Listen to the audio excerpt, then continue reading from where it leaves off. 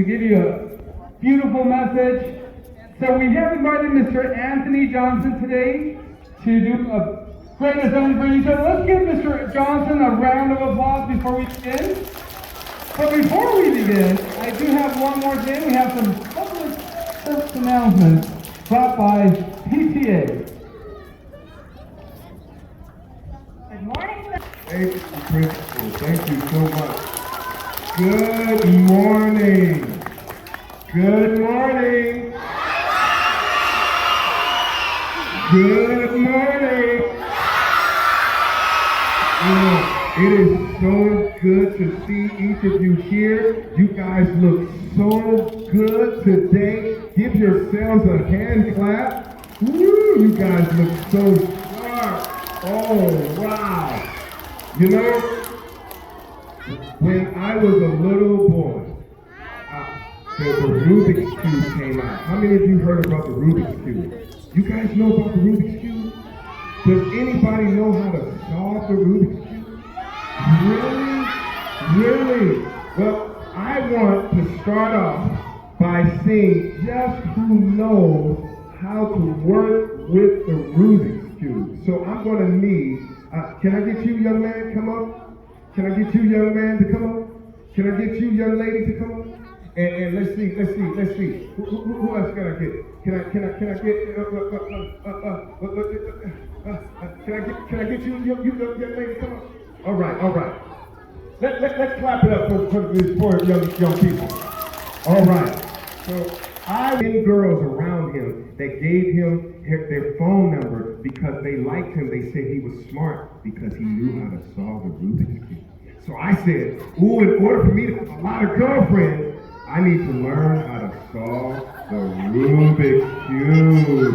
So I wanted to have a lot of girlfriends, so I had to learn how to solve the Rubik's Cube. So, what is your name, young lady? Monday? What's your name? Monday. Okay, her name is Monday? Okay, London.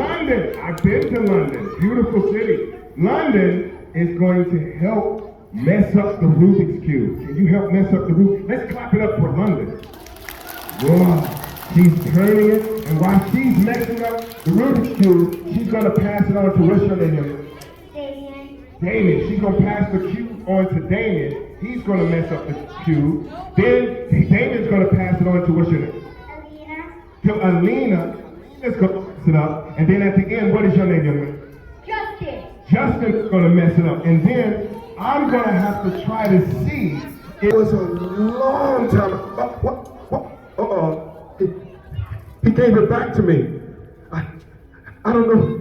Okay, you guys can have a seat. Let's clap it up for them. They did a wonderful job.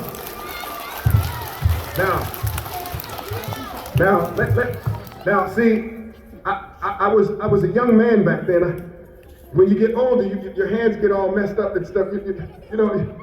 And so my cousin told me, he says, well, Dave, you're not smart enough. So I said, well, I'm going to do the best that I can.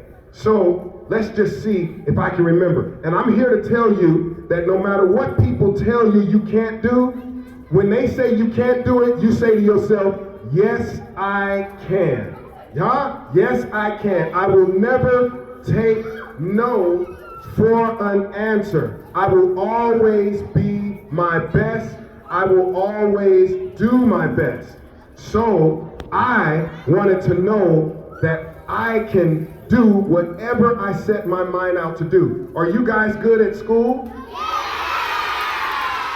Are you guys getting A's in your class? Are you getting B's in your class? Are you getting D's in your class? Are you getting F's in your class? So everybody is getting an A in their class? Are you guys obedient to your teachers? Ooh, that didn't sound so good right there. Do you do what your teachers tell you to do? Do you do what your parents tell you to do? Are you guys great kids?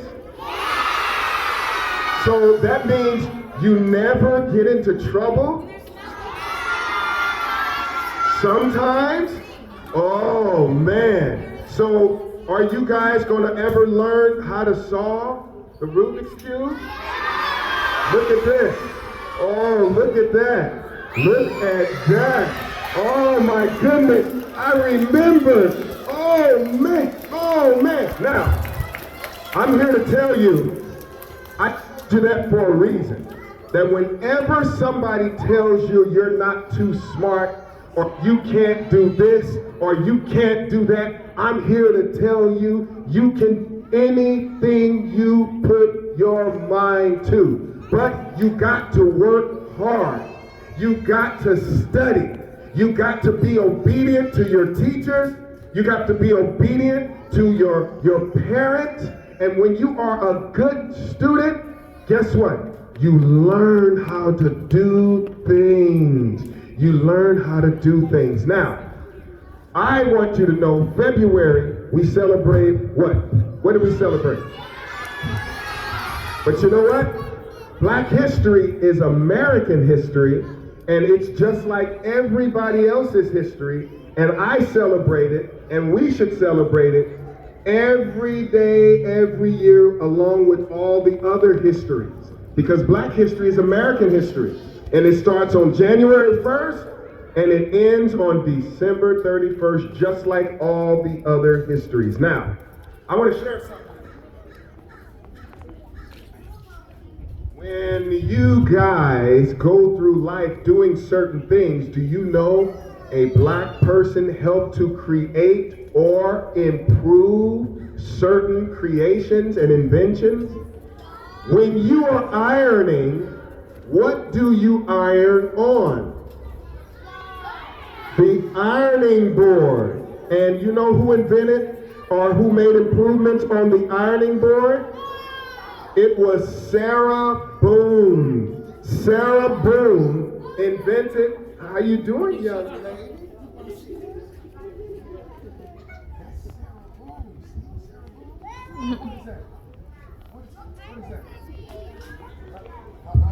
And what is your name? Abari. Abari? Okay, and that's an iron right there. And what's her name? Sarah Boone? Okay, you look so nice, Abari. That's a nice top you got on. Is that Mighty Mouse or is that Minnie Mouse? Minnie Mouse. Oh, right. Let's clap it up for her. Let's clap it up for her. Wonderful job, young lady. Wonderful job. Wonderful job. All right. All right. All right. All right. Gotta always be on your toes. Gotta always be on your toes now. All right. Okay. Now, when you are writing with a pencil, but you choose to write with something else, what is that called? A pen. And you know who invented the pen or made improvements on it? Walter Purvis. Walter Purvis. That's who he was. Now what happened when there's a fire and you're trying to put out the fire? What do you use? You guys are smart. The fire extinguisher. And you know who invented the fire extinguisher? Thomas Marshall. The fire extinguisher. So when something is out of control with a fire and you get the fire extinguisher, you say, "Thank you, Mr. Marshall. Thank you, Mr. Marshall." Okay, guess what happens?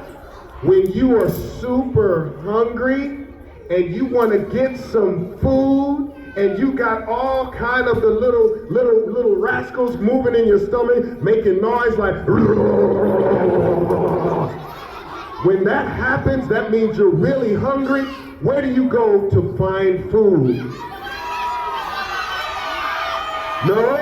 What if you already went to the store and you bring food to your house? Where do you keep the food? So the next time you go to the refrigerator to get food, you know who you want to say? "Thank you, Mr. John Standard. Thank you, Mr. John Standard. And when you go and get that food and you're eating that piece of turkey wing and you're eating the peanut butter and jelly sandwich, you just say, thank you, Mr. John Standard. Okay? All right. Now, what happens when you are trying to study your homework and it's no light in your room and you use something that moves, that does this, that has a light bulb in it, and you turn it on? What is it called? A lamp. Well, guess who invented or made improvements upon the lamp? It was two guys.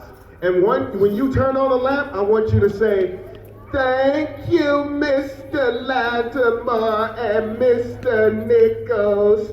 Thank you, because they help invent or make improvements upon the lamp. Now, what about when you're really, really cold and you want to turn on the heat and there's something maybe in your basement that helps with the heat and it helps get you warm, and it starts with an F, and it's called a what? Did somebody say a furnace? Well, if you want to know who helped to invent or make improvements upon the furnace, it's Miss Alice Parker. So when you are really, really cold and you turn on the furnace, you want to say, thank you, Miss Parker. Thank you, Miss Parker. Oh, can you say it with me? Thank you, Miss Parker. And see, you gotta say it like that too, because then she'll really appreciate that. Say it again with me. Thank you, Miss Parker. Oh, you sound so good. All right, now, how many like a peanut butter jelly sandwich, but you don't have the peanut butter? What if you just had, do you like just jelly sandwiches? But don't you need the peanut butter to make it taste better? Well, you know who discovered the peanut and made peanut butter off of the discovery? It was George Washington Carver. George Washington Carver. So next time you eat peanuts or have a peanut butter jelly sandwich, you know what I want you to do? And you know how you gotta say it, right? You say what? What do you say?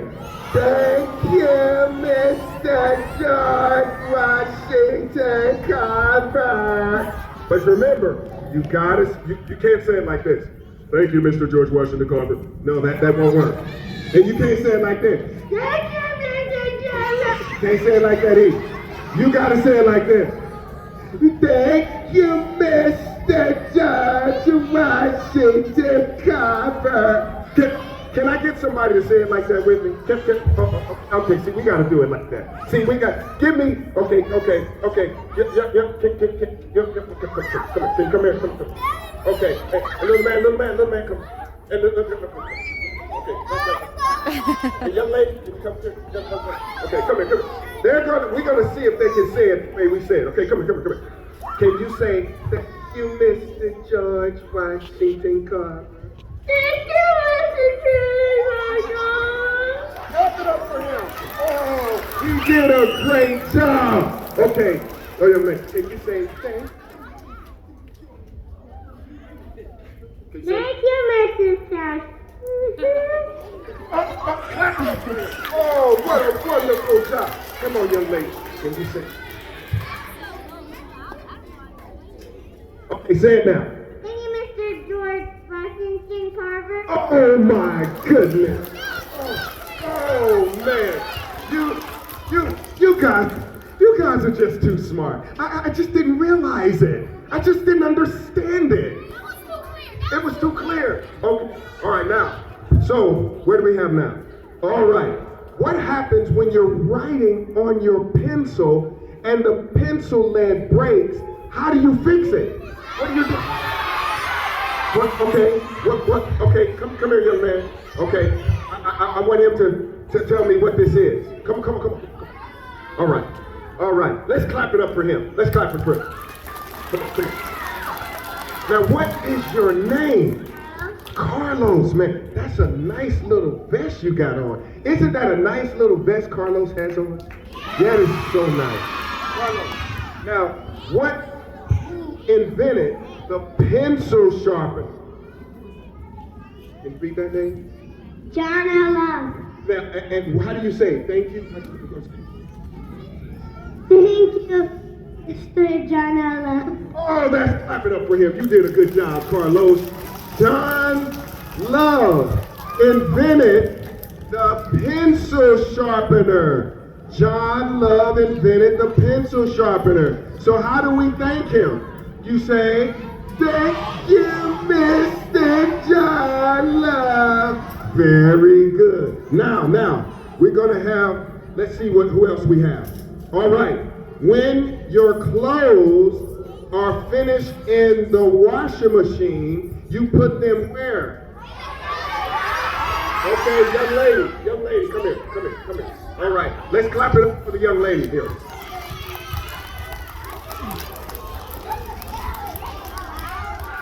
Come on up here. All right, young lady. What is your name? Italy? Her name is Italy. Okay, Italy. Who invented the drying machine? George Sampson. George Sampson. So how do we thank George Sampson? Thank you, George Sampson. Very good job. Let's clap it up for her. So who invented the dryer? Was George T. Sampson. And how do we thank him? Thank you, Mr. George T. Sampson. Very good. Okay, I need somebody else. Young, is somebody on this row? Young lady, you want to come up? All right, let's clap it up for this young lady. All right, come on, young lady, right here. All right, what is your name? Victoria. Victoria, what grade are you in? Kindergarten. Kindergarten, so that means you have to be, in kindergarten, you got to be 17 years old. Wow, she is 17 years old. Are you sure you're 17? How old are you? 6. 6 years? Who's 6 years old here? Wow, they're 6 years. Okay, so when you have a letter and you want to put your letter somewhere so the mailman can get it, where do you put your letter?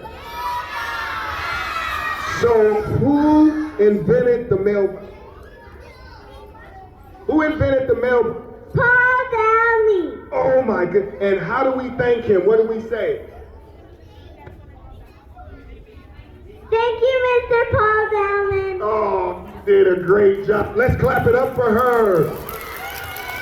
Paul Downing invented the mailbox. Paul Downing. Okay, so now, what do we have? Where do you cook your food on? Where do you cook? Okay, what is your name? Kendrick. Kendrick? Okay, what grade are you in, Kendrick? Kindergarten. Kindergarten, so that means you're 12. No, 6.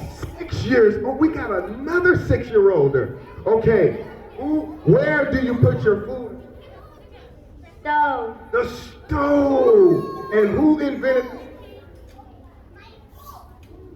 the stove? And how do we thank him?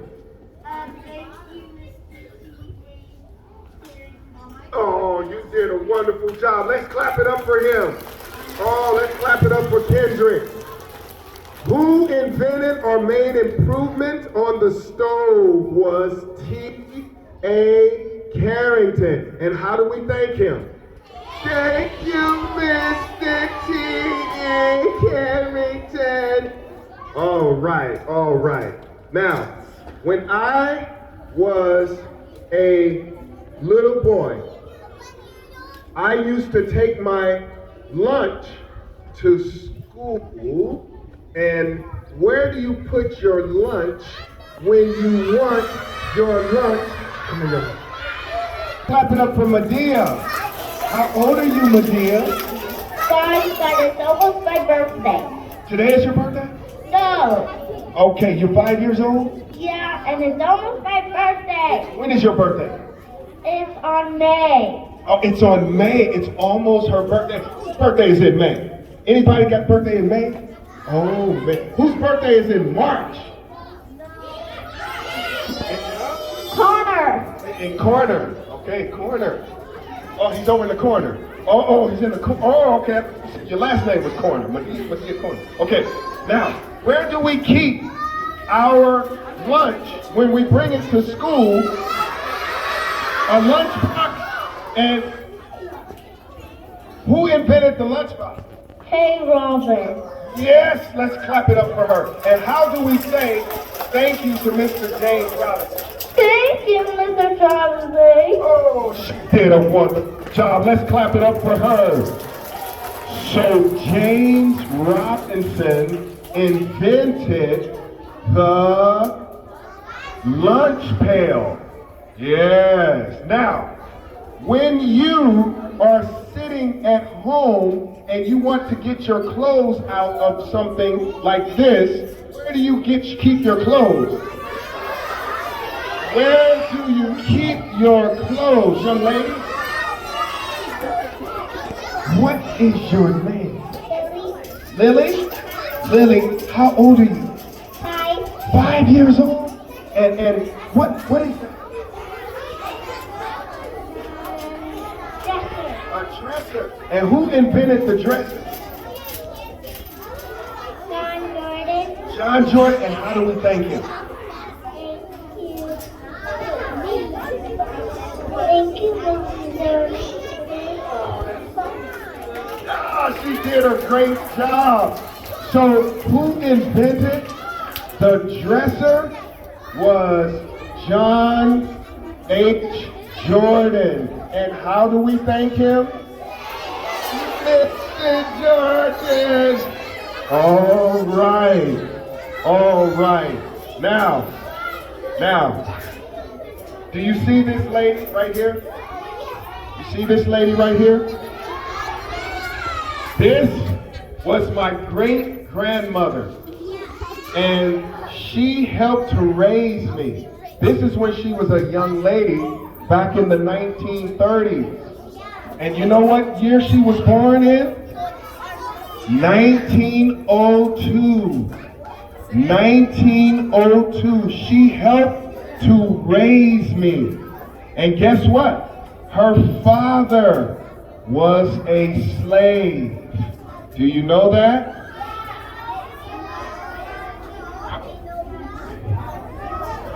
Yes, her father was a slave, and this lady raised me, okay? And you know what she used to say to me? She used to say to me, David, and she used to sit in her rocking chair. She used to say, David, I want you to learn Dr. Martin Luther King's speeches. Have you ever heard of Dr. Martin Luther King? My great-grandmother taught me about Dr. Martin Luther King.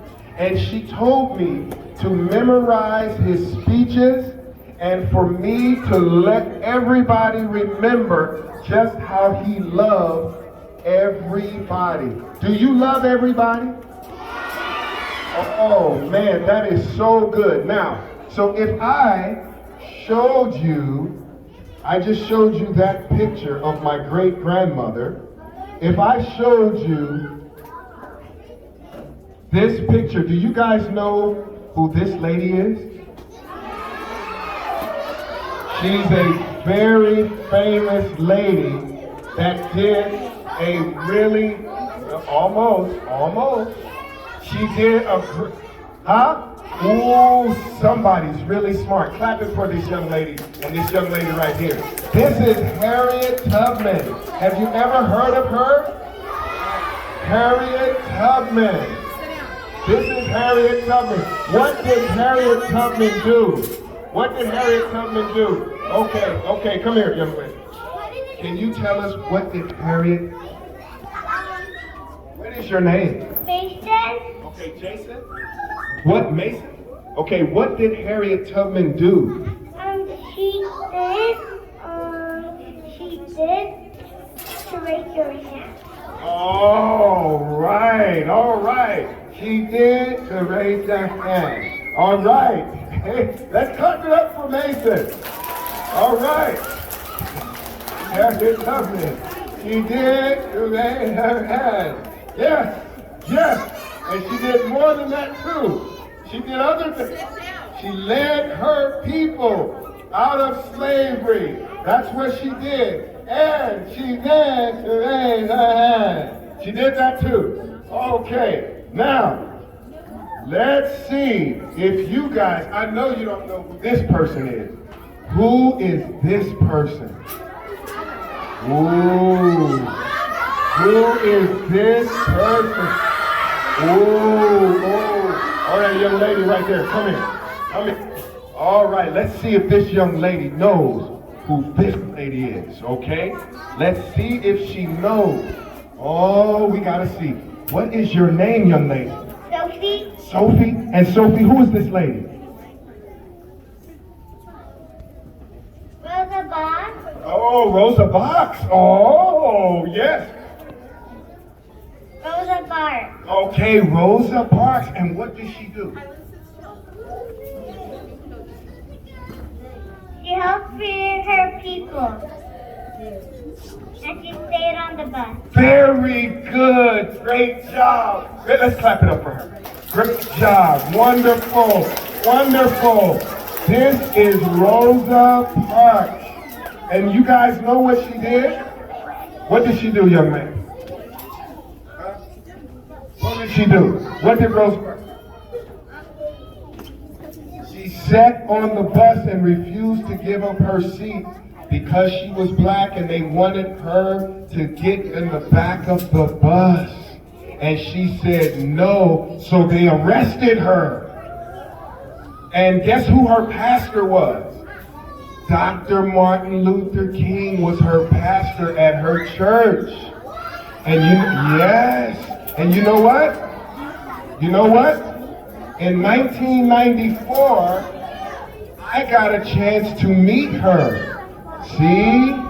In 1994, I did some Martin Luther King speeches and I sang to her. This lady, this is Rosa Parks when she got older.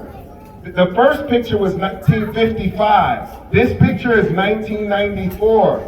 I had hair back then. Ooh, those were the good days. Yes. So this is Miss Rosa Parks and me and I, and this was in 1994. I had a chance to meet her. Now, who is this person right here? Who is this person? Oh, who is he? Well, can anybody tell me about him? Anybody tell me about him? Anybody? Okay, young lady, come here. Okay. What is your name? Okay. Who is this man? Oh, wonderful harmony. Here, give me hands. Give me hands. How old are you? 6 years old. You did a great job. Thank you so much. So, what did Martin Luther King do? Yes, young man, what did he do? I dropped the picture. Oh, no, not Miss Rosa Parks. Oh, thank you so much. Let's clap it up for the young lady. Oh, that's wonderful. So nice. That is so nice. What did Martin Luther King Jr. do? What did he do? White people and brown people could be nice. Both of them could go to the same school. Oh, let's clap it up for this young man. That is so nice. That is, and you know, if Martin Luther King were still alive today, he would love to see all the beautiful colors of young people here today. That would be so beautiful. Do you know, I had a chance to meet Miss Rosa Parks, and when I met her, she wanted me to sing her some songs. And you know what songs she liked to sing? And when I sing these songs, I want you to sing these songs with me, okay? All right? Okay, here's a song right here. Let us break bread together on our knees. We're going to say it again. Let us break bread together on our knees. When I fall on my knees with my face to the rising sun, oh Lord, have mercy on me. Let's say it again.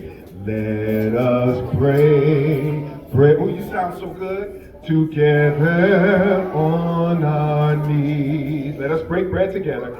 Let us break bread together on our knees. When I fall on my knees, when I fall on my knees, with my face to the rising sun, oh Lord, have mercy on me. This is a Negro spiritual that Miss Rosa Parks and my great-grandmother used to have me sing to them, and they sang songs to me. Let's sing it again.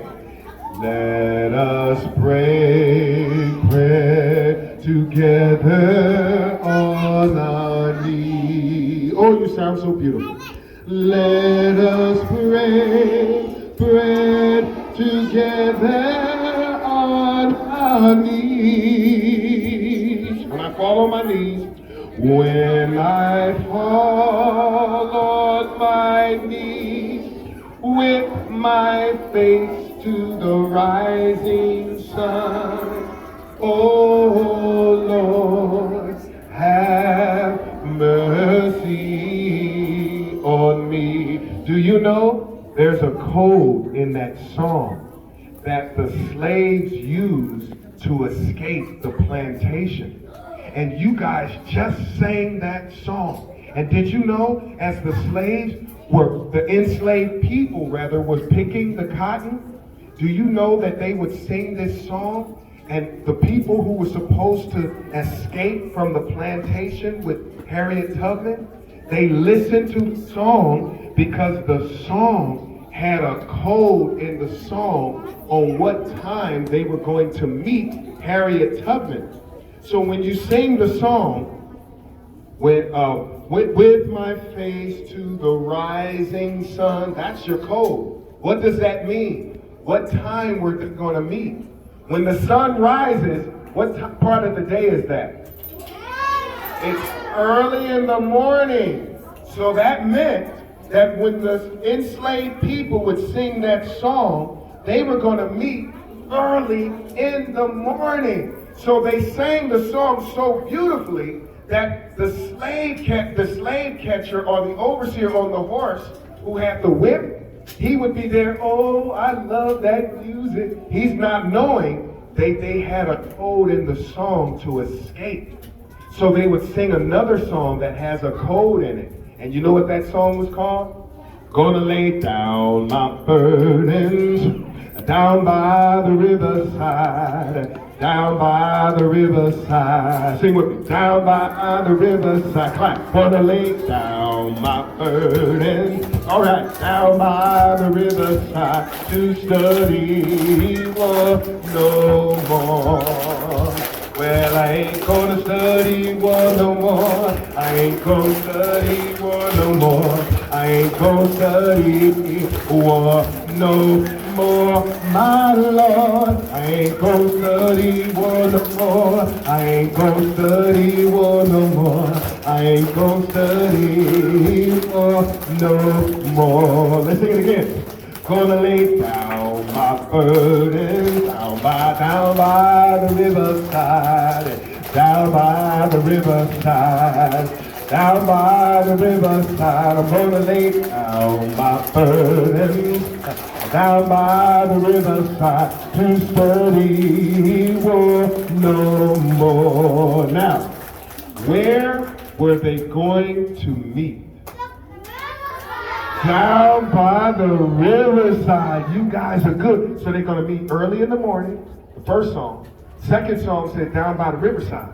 But where were they ultimately going? They were going to a place that sits on top of the United States. And what country sits on top of the United States? Where? Did you say Canada? Well, they say they changed the new song so to let them know they were going to Canada, they would sing this song. Well, I'm on my way to the Canaan land. Yes, I'm on my way to the Canaan land. I'm on my way, Lord, to the Canaan land. Oh, yeah, I'm on my way. Praise the good Lord. I'm on my way. A good Lord. If my teacher don't go, I'll journey on. If my teacher don't go, I'll journey on. If my teacher don't go, Lord, I'll journey on. Yes, oh yes, I'm on my way. Praise the good Lord, I'm on my way. Again, well, I'm on my way to the Canaan land. Yes, I'm on my way. You sound so good. To the Canaan land. I'm on my way, Lord, to the Canaan land. Oh, yes, I'm on my way. Praise the good Lord. Said I'm on my way. Praise the good Lord. I'm on my way. Praise the good Lord. I'm on my way. Yeah. Oh, you guys sound so good. That song, they said they're going to the Canaan land. Canaan was a code word for Canada. So now, we got 3 songs. The first song, they're going to meet early in the morning. When I fall on my knees with my face to the rising sun. So they're going to meet in the morning. Second song, down by the riverside, down by the riverside. So they're going to meet early in the morning by the riverside, but they're going to ultimately go to, I'm on my way, praise the good Lord, to the Canaan land. But guess what? When they ran away from the plantation, they got the hound dogs after them to chase them down because they wanted to bring them back to the plantation. And so they were running and running and running, and they didn't know where to go. So all of a sudden, the hound dogs and the horses were after them because some slaves told on runaway slaves. They said, ooh, I'm a tail, master. They're running away. And the master said, thank you. And he'd get on the horse. And why did he get the hound dogs, you think? Why? They were, come up, young lady, what you say? We're trying to catch them. And what is your name? Kaylee. And Kaylee, how old are you? That's 8. 8 years old. They catch them? You did a wonderful job, Kaylee. Let's clap it up for Kaylee. Oh, they were trying to catch them. Well, they got the bloodhounds because the bloodhounds could smell your scent. And they can smell where you went. So say I walk from here to that purple couch chair over there. And I got a bloodhound to come. You know what the bloodhound would do? He would start right here. He would sniff all the tracks that I walked, like over here, when I did this. The bloodhound will follow my track all the way to where I was. Because bloodhounds, they can really smell very well. So the slave catchers got the bloodhounds out to try to track down the runaway enslaved people. So when they were running and the bloodhounds were there, you know what the singers would do? They would sing another song that had a code in the song. And you know what that song was? They would stand up and sing it louder. The person on the plantation who had run away from the plantation could hear them. So they would sing, "Wade in the water, wade in the water, children, wade in the water. My God's gonna trouble the water. Come on and wade in the water. Wade in the water, children, wade in the water. My God's gonna trouble the water. What does wade in the water mean? It means get in the water. So the enslaved people on the plantation sang louder so that the one who was running away, they were telling them, if you get in the water, it washes away your scent. So the bloodhounds can't smell where you went. So they would get in the water and they will hold their breath. And the dogs can't smell them because the water messed up their scent. So the dogs would, and the horses would say, and they would just keep passing them by, leaving them in the water. So once they got out of the water, they kept running, and they ran to a big river called the Ohio River, but they couldn't swim. So they had to sing another song that expressed what was going on, and that song was, "Swing low, sweet chariot, coming for to carry me home. Swing low, sweet chariot, coming for to carry me home." Well, I looked over Jordan, and what did I see? Coming forth to carry me home. A band of angels coming after me, coming forth to carry me home. Swing low, sweet chariot, coming forth to carry me home. A band of angels coming after me, coming forth to carry me home. A band of angels was Harriet Tubman in her boat coming over. The boat represented the chariot, and the angels represented Harriet Tubman and her 3 helpers coming over across the Jordan River, which is the Ohio River, coming swinging low meant coming closer to the banks of the river so they would jump in and drown, to pick them up and take them over to glory. And glory was freedom's land. This is what goes on many times in the Negro spirituals. But you know what was Mrs. Rosa Parks' favorite song? When she got locked up in that jail cell and the officers locked her, they started making fun of her. They started turning on and off the lights. She told me that. We spent 3 hours talking about her life.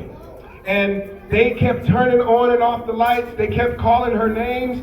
And she remembered the song her grandmother used to sing to her that kept her from not crying anymore. And it was called, "And before I'd be a slave, I'd be buried in my grave and go home to my Lord and be free. Oh, freedom." Clap with me. Oh, freedom. Oh,